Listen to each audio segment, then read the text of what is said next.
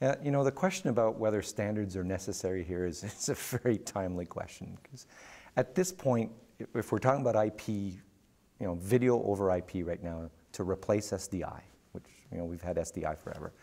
Right now, there are no less than 6 different options for doing it. So we don't have a single standard right now. So I think this is causing an issue, right?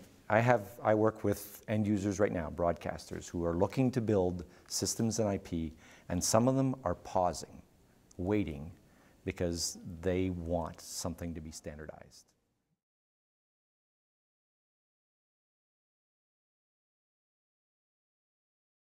I'm even working with one customer who they'll be making the decision later this year, but they may pass on the IP thing and do it in SDI because there isn't a single standard, and that's causing them this decision, which I think is unfortunate.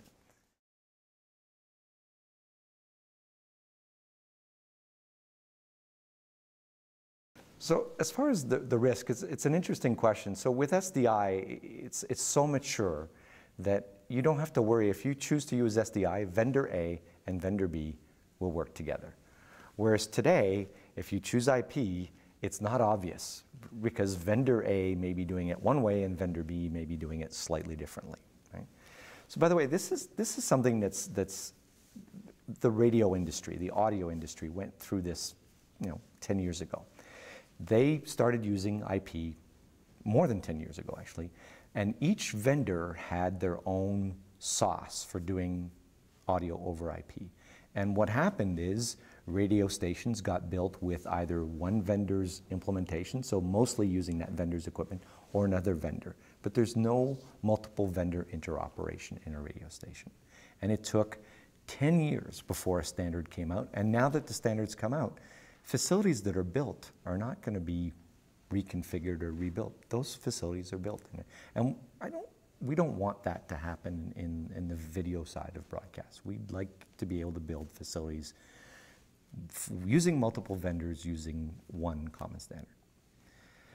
There's another part to this. Some of the vendors are saying, well, it's okay, the standards are similar enough. We'll offer you some kind of converter, or we'll do a translator, and you'll translate from one to the other. I think that's a cop-out, because the problem with this is you'll have these extra pieces. So it's the law of moving parts. More moving parts that are in the system make the system more complex, make it more fragile. I don't think that's interesting. We should be aiming for better than that.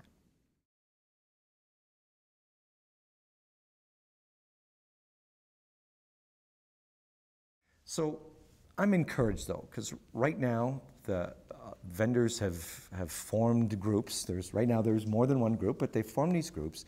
And in these groups, you have multiple vendors rolling up their sleeves and trying to figure this out, and trying to not just make it interoperate, but trying to cooperate with the standards bodies, working with the standards bodies to try to make the standardization happen more quickly. So what I hope is that, you know, at a date not too far in the future, right? I think, you know, by the time we're at NAB 2017, let's say, that this has all been sorted out, that the vendors manage to work together, work with the standards organization, so that we'll have one way acceptable to everyone to do real-time video over IP.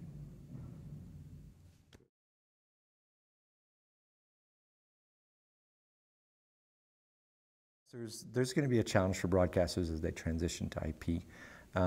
It's funny because broadcasters have IT teams, but those IT teams are not really too conversant in some of these video applications, and their video teams, right, the teams that have been dealing with the broadcast infrastructure, the SDI stuff, it's a different skill set. The IP brings a very different skill set, and I think it's a big challenge for broadcasters, because it's a cultural thing, IT versus the broadcast people, and I'm not convinced that everyone who's been doing broadcasts will be able to make the leap to IT. And so I think, you know, what a lot of broadcasters have told me in the last little while is when they make new hires right now, what they're doing is they're hiring people with a solid IT background, and then they're retraining those people to understand what broadcast is about, what video is about. That seems to be the path that seems to be the most secure.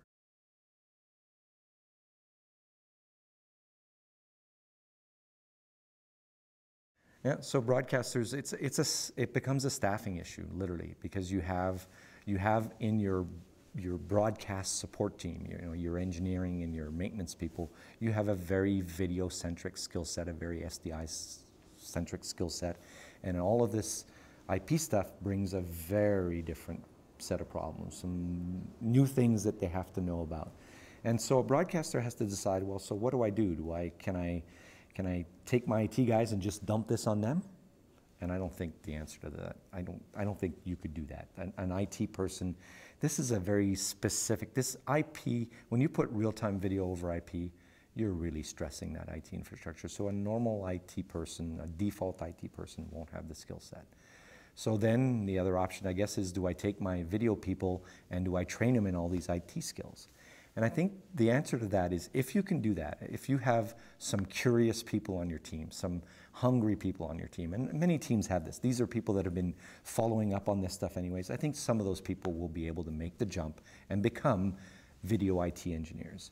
But for the rest, they won't be able to make the jump. So I think there the strategy is, as you go to hire new people, you look for someone with a solid IT, either an IT education and some IT experience, and then you fill that in. You do some cross-training with those people to basically give them the understanding of what video looks like, what audio looks like, how big are our files, how important is it that these streams, that we can't have errors in these streams, all these things that are specific to the TV application. So I think it'll be a combination of a few of the legacy broadcast engineers that are curious, making the jump, and then the rest will be pure IT people that are cross-trained to the video application. I think that's the solution.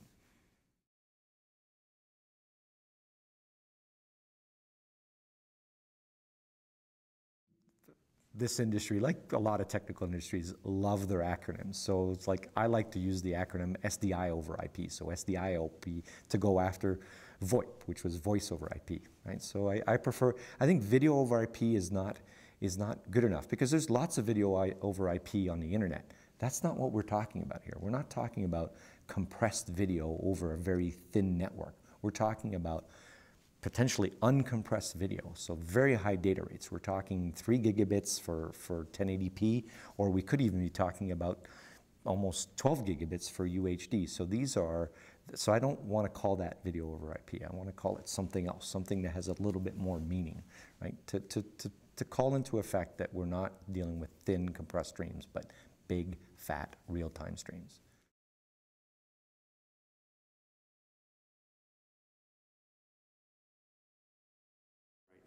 Okay, so the reasoning for going to IP, it's a little bit different for different people, but if you're asking me, my personal opinion as far as the main reason, I don't think it has anything to do with because we want to use cheaper equipment from the IT industry, because I don't think price is what should motivate us, and I don't think price is what's motivating most of the broadcasters. It's something else, right? So you hear about flexibility, you hear about scale, because IP can make bigger systems and all that. But if I had to pick my favorite one, and the other one is future-proof, right? Sort of, right? So that's it. So people talk about flexibility, they talk about scale, they talk about future-proofness. But to me, the most important is that there's two trends that are going on at the same time here inside media facilities. One of them is, let's replace SDI with IP. Right?